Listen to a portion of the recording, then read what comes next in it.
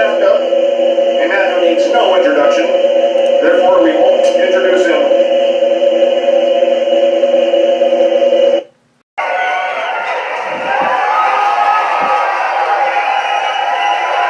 Hey, you.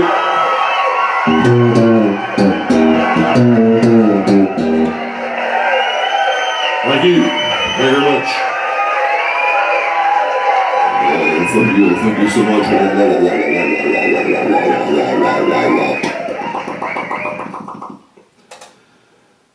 All right, let's make sure this baby's tuned up here real quick. Here we go. Adjust the microphone slightly, thank you very much. Let's make sure this baby's tuned.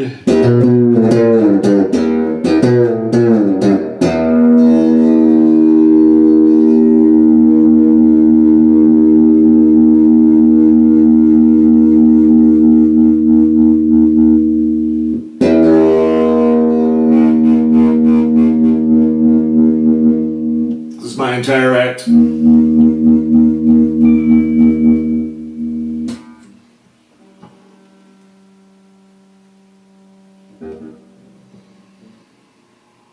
So let's see what's in the news, such as it is. General Flynn, leaves the administration. So what? Who cares? James Comey leaves the FBI. So what? Who cares? Just put a couple new rubber stamps in there. I mean, these guys are only up there in the first place to take instructions from, like the Knights of Malta, the Freemasons, the CFR,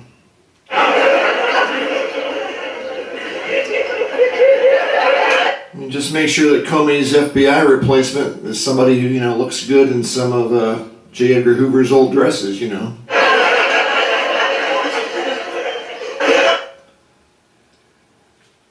And congratulations to Senator Chuck Schumer, who was just voted a public enema #1.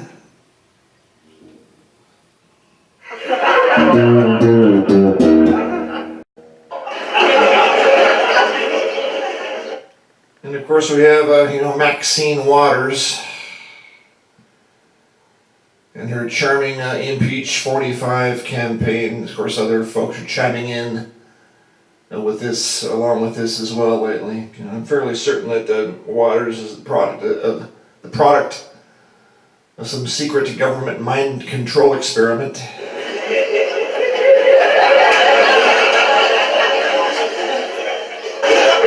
She spent 24 years in Congress, and over that period of time never wrote or put forward one bill. That's got to be the congressional all-time record.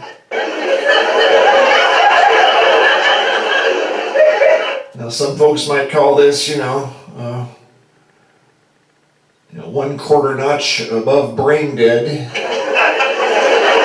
No. This woman is an unappreciated genius, all right?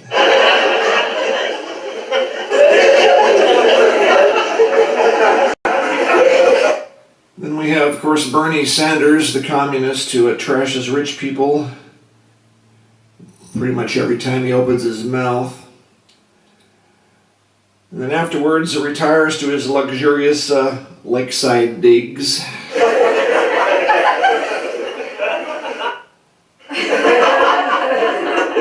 And Sanders just needs to put on, throw on an adult diaper and fill it up with his own bullshit.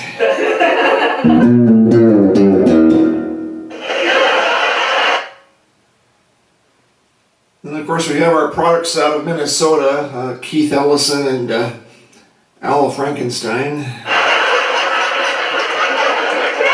Living proof that Minnesota puts THC into its drinking water.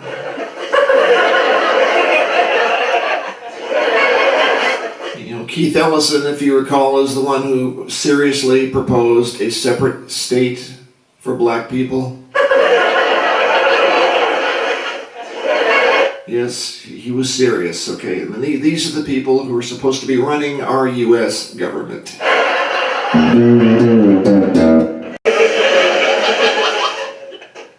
As far as Franken, I used to like Franken when he was like a young comedy writer and comedian back in his younger days. So over time he's turned into just an old, sour, pasty-faced DC politician.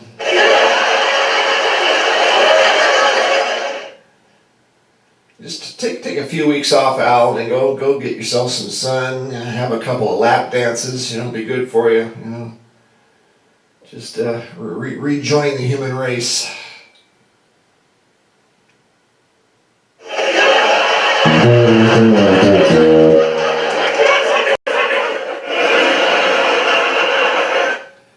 Nancy Pelosi's been belly aching as well, of course, right on cue.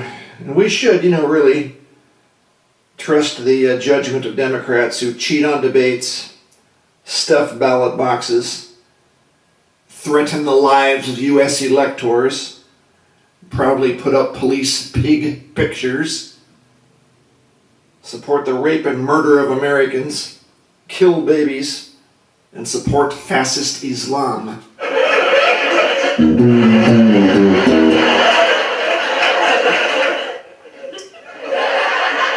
What did the Republicans offer when you think about it?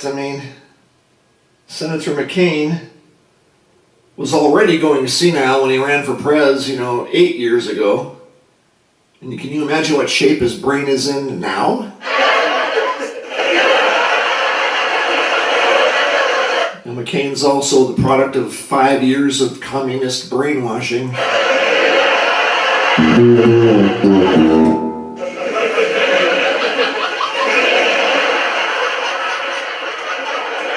So sure, you can say that you have a Republican majority in the House and Senate, but when you have Republicans, the likes of McSenile and Bitch McConnell and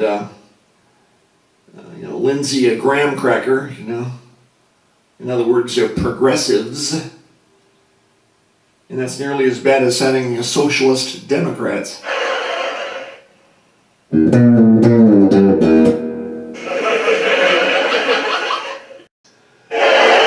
Yes, I followed the Trump rally. Sure I did. I needed to hear what the man had to say because I'd already lived through, 8 years of the Clintons. And I was not in a big hurry to repeat that experience, okay?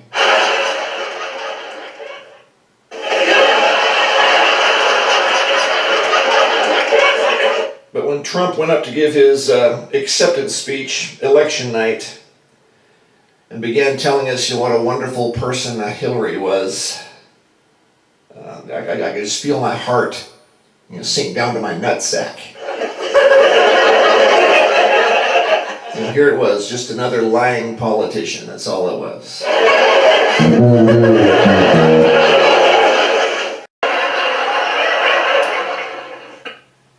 Trump was going to build a wall, sure, and Mexico was going to pay for the wall. Guaranteed, 100%. Said that time and time again. Well, here there's one small piece of the wall that's gone up. Of course, it received no media coverage whatsoever. And Hillary Clinton put up a piece of a wall for some Democrat reason somewhere that have female celebrities ripping off their blouses in front of it to music on all those TV stations simultaneously. But no. For Trump, forget it. For the Trump wall, absolutely no coverage by the socialist media of any kind. And then Mexico doesn't seem to be paying for anything. And that's got to be a running joke down there. A serious joke down for comedians down in Mexico. Well, guess what? Mexico is broke. They can't afford to build a wall. Their economy is in tatters, much like ours, okay? And Congress can't afford to build a wall. They're broke too. They can barely afford to, pay for health care, let alone put up a huge expensive wall. Trump can afford to build a wall. And here's how you do it: just sell one of his big buildings somewhere. Take the cash and use it toward one segment of the wall. Put it up.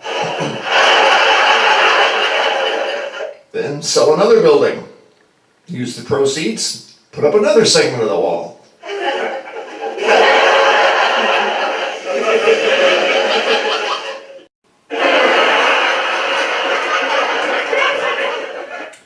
We were going to repeal Satoro Care, and replace it with a terrific plan that Paul Ryan had supposedly already written up. This is what we were told, okay? But no, we still cling to the worst aspects of Sotoro Care, the absolute worst. I mean, insurance companies cannot afford pre-existing conditions, never could. They'll all go bankrupt. There'll be no medical insurance companies. They will be able to afford to be medical insurance companies, okay? And the Republican Senate's still trying to figure out what the great plan for replacement is supposed to be.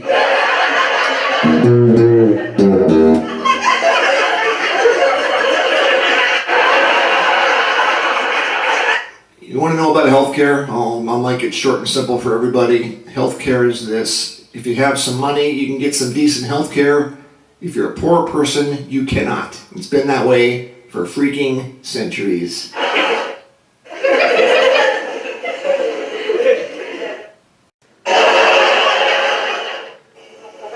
I just figured out who Paul Ryan was as a kid. Remember? He was Eddie Munster.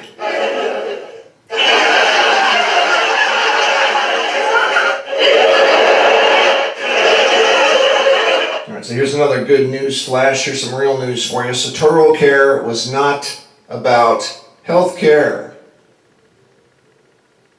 Healthcare represents 1/6 of the U.S. economy. It was not about healthcare. It was about using healthcare as a means to bring down the U.S. economy. And once you have the U.S. bankrupt, which is where we're headed, it can be taken down and replaced with a North American Union. That's exactly what the world socialists want to do. So bottom line is, don't worry about this bickering soap opera that emanates pretty much daily out of the DC cesspool, okay? It's just a useless Hegelian dialectic. That's all it is, dialectic. Hegelian dialectic, useless, that's all it is, okay?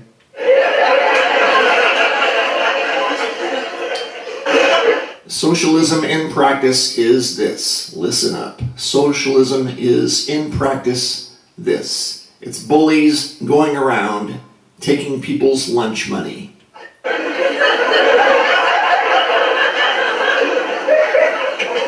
Socialism is the culmination of every despotic regime that existed for century upon century until the U.S. founders came along and proposed something better. Now, the U.S. founders were imperfect men living in imperfect times. They would have been the first ones to tell you that. But they felt that the world could do better than it had been, which was just a system of a few privileged royal elites lording it over a population of peasant slaves.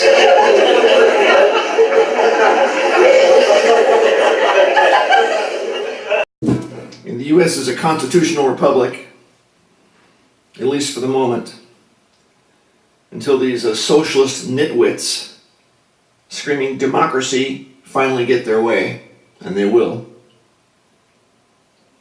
The Democrats promise unlimited freedom. That's what comes out of their mouths. Talk of unlimited freedom. What they deliver is bankruptcy and slavery.